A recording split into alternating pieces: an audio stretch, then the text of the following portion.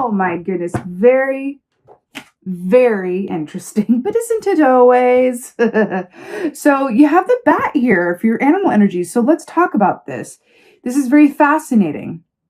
You know, this equates to the death key in the tarot, right? Which is about endings and new beginnings, things coming to natural endings or points of completion so that something new can begin and emerge, right? It's that cycle of life situation. You know, bat energy is very, very powerful, especially within shamanic practices, because we can tap into bat energy in order to see more clearly and have better facility around all of our senses, right?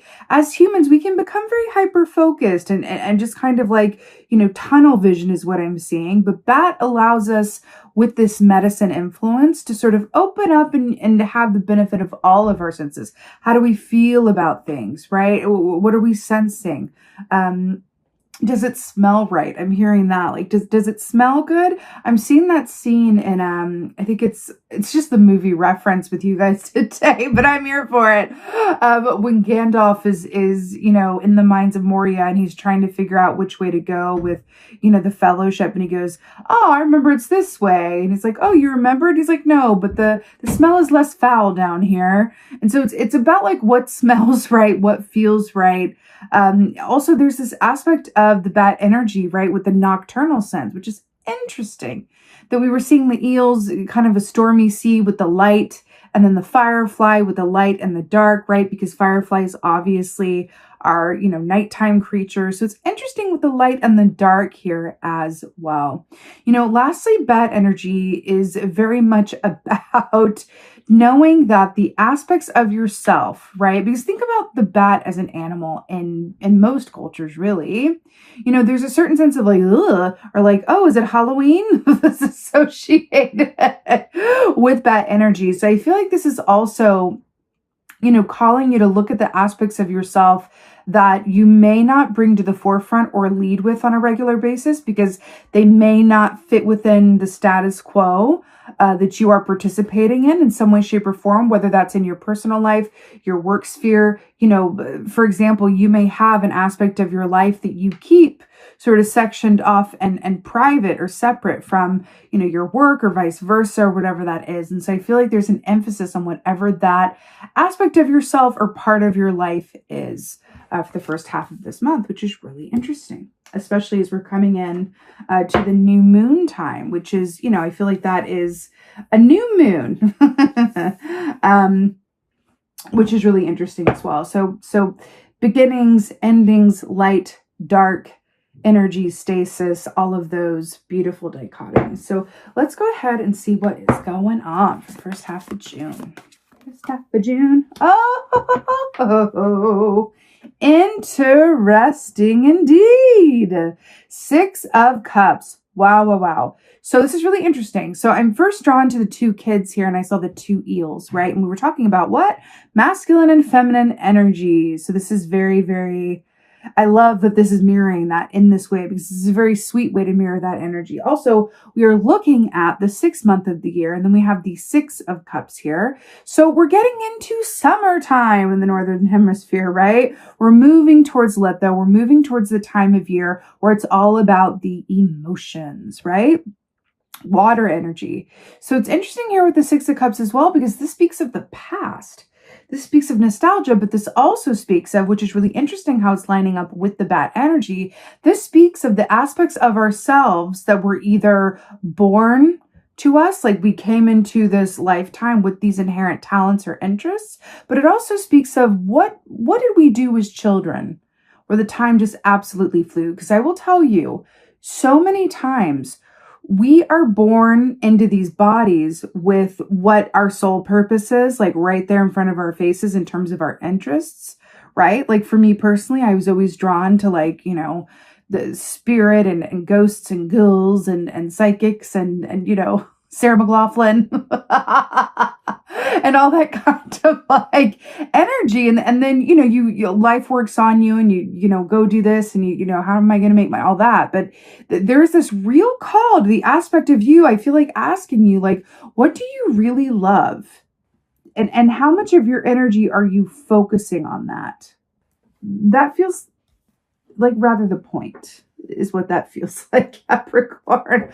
What do you love and how much time, how are you focusing on that? Fascinating. 8 of Swords. Fascinating. Do you see how she has that blindfold on? Right? 8 of Swords. Traditionally speaking, this is very much about restricted vision. It's fascinating that this woman is standing and it's daytime, but she's got the blindfold on. So to her, it's nighttime. Again, day and night, right? Light and dark, masculine, feminine. It's fascinating here. Like the true dichotomy of it all. You know, 8 of Swords is also very much about being in a certain, entrapped mindset that only you can free yourself from. The cure to an 8 of Swords moment or energy is a shift in perspective. That is what it is, which is, I'm really feeling that because with the kids here, if you think about the perspective of a child, right, especially around this age, right, the perspective of a child is as it should be, right? What's going on right now? What is right in front of me? What does this flower smell like? What does it feel like? How many flowers are there? If I tip this cup over, what will happen to the flowers? Oh, they fall on the ground. Well, what if I piled them all up on top of each other? And then what if I ran my hand in that water? And then, right, that is kid energy. It's like a complete mastery of the present moment, right? The perspective is the present moment with this 6 of Cups. Then we've got the 8 of Swords. These could not be 2 more opposite energies, right? So it's focus on what's going on in front of you in the now moment and then restricted vision. I feel like you are being called to redirect your focus. She's also like standing at this body of water here as well, right? So it's very watery mind palace situation, but I feel like you're being called here to really consider, again, not just where your focus is, but what do you love, how and in what ways you are putting your energy into what you love, but also getting a very clear view on what is going on in your situation and in your given circumstances. What is working for you and what is not? What is working and what is not? And this can be as simple or as complicated as you let it, right? This can be approached in a very simplistic way where it's like, okay, what do I feel happy spending my time doing? And what do I dread? What feels like obligation? What feels like, a pleasure, right? And really sort of taking account of those things. Because with this bat energy, with the ending and beginning, I feel like there are things in your atmosphere that want to be shifted or altered in your energy. There feels like there is something coming towards you because I'm getting drawn back to that firefly, right? But it was enclosed in a jar. It wasn't able to be released, right? It was literally a firefly in prison, right? Which is really interesting given the greater context of this. It feels like there's either an idea or a dream or a knowing that is being called for you to first take the blindfold off and see it and acknowledge it. I feel like for some of you guys, it's like, yeah, I know what that is. I just like, I've just been too busy over here. I just haven't wanted to do that, or I have fear around it. You're being called to first acknowledge what aspect of yourself is being kept, what in you in terms of a source of inspiration, right? Because the wands, because again, Firefly, 8 of Wands, the wands rule the realm of the actions that we do or do not take, usually around the work that we love to do or our interpersonal relationships that, inspire us and that we're passionate about. So if in terms of this firefly being kept in a jar, what aspects of yourself that you are truly passionate about, whether it is the work that you do or your relationships or your soul purpose or whatever that is, what aspects of those things are being inhibited, right? Or constrained or restricted or not allowed to really come out and play or breathe, right? I'm seeing the image of a fish who only grows as big as its fish tank, right? Is it a bigger tank? Right? Do we introduce a bigger tank or do we swap out the fish? There's something in that for you. Now you have Queen of Pentacles in reverse here. So interesting. And I'll get to why this is commenting on the 8 of Swords so beautifully. So Queen of Pentacles in the upright. She is so rich. And here's why. She's not rich because she has a lot of gold and treasures and all of that, which she does, but that's not what makes her wealthy. What makes her wealthy or rich is that everywhere she looks, she sees gold. Everywhere she looks, she sees something to be grateful for, which makes her the gratitude queen. She's all about gratitude, right? Remember what I said about how the cure to the Eight of Swords is a shift in perspective? Can I tell you that the most surefire way to shift one's perspective is through gratitude? It is so true. It's kind of a cliche, but like for a very good reason. Gratitude, I can tell you personally, has moved me out of like more chapters in my life where I've been really static or really frozen or just really kind of holding myself, blocking myself off from a lot of good that wanted to come my way. And then finding even small ways to shift to a perspective of gratitude. I'm telling you, it is the equivalent of standing on dry land next to the water and then allowing this, to jump fully in the water and just swim freely. It really makes a huge difference. So the fact that the Queen of Pentacles is in the reverse for you, I feel like this is this is very much speaking of a need for a shift in perspective, right? I feel like for you guys as well, because we're looking at, the bat, which is death energy, endings, beginnings, focus on the present moment, masculine, feminine, giving, receiving, that dichotomy, and then restricted vision, and then a needed shift in perspective or focus. I feel like there's this overall aspect for you where I feel like I'm looking at a sort of like a quarry, right?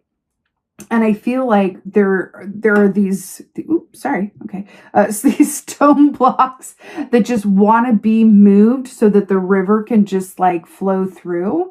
And I feel like that's what we're looking at here. What is blocking that river from flowing more freely, whatever that is for you, right?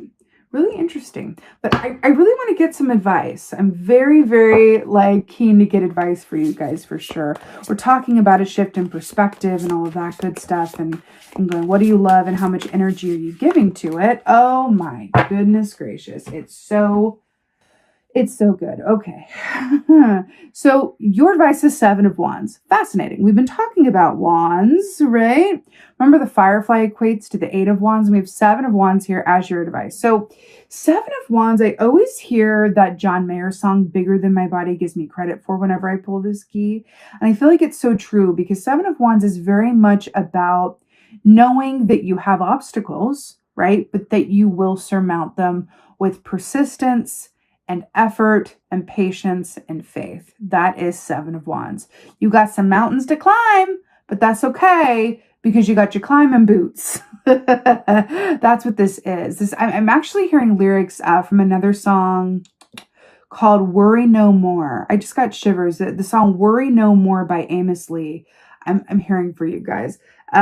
There is these lyrics that say, keep climbing, keep climbing, keep climbing, worry no more.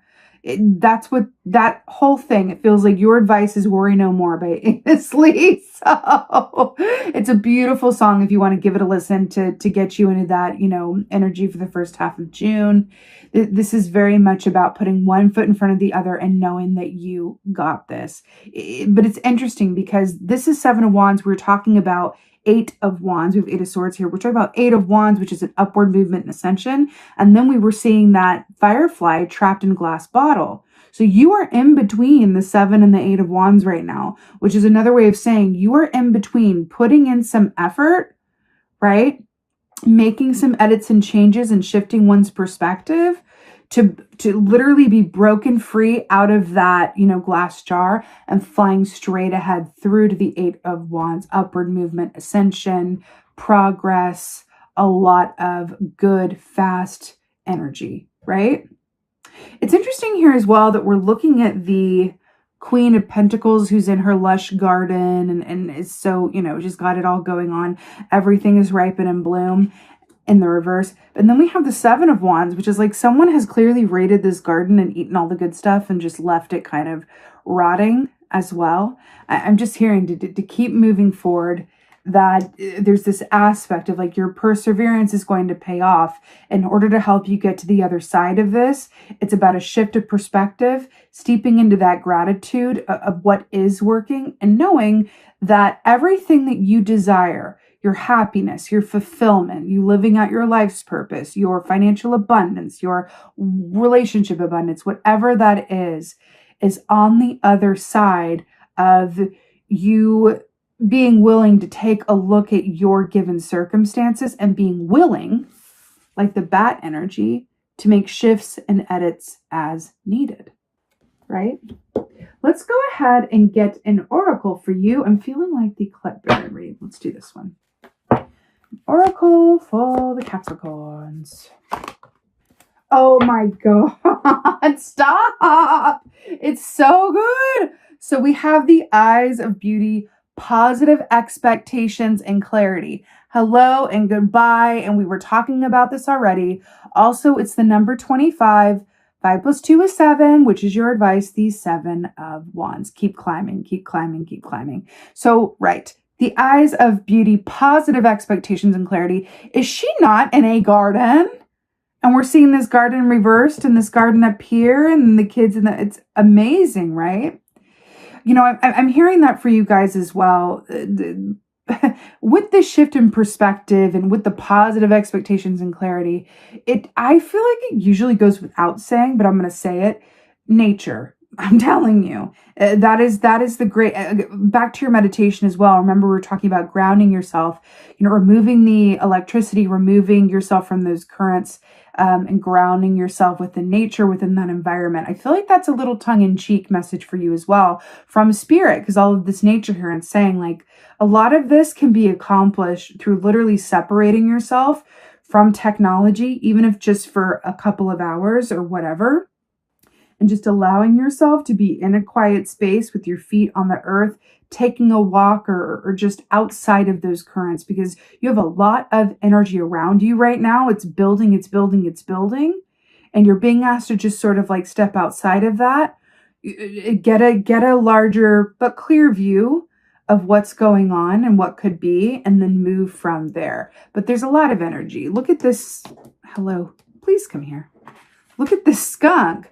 Like these 7 of Wands are being aimed at this skunk, which is, by the way, the tail is up about to like spray in a defensive position, right?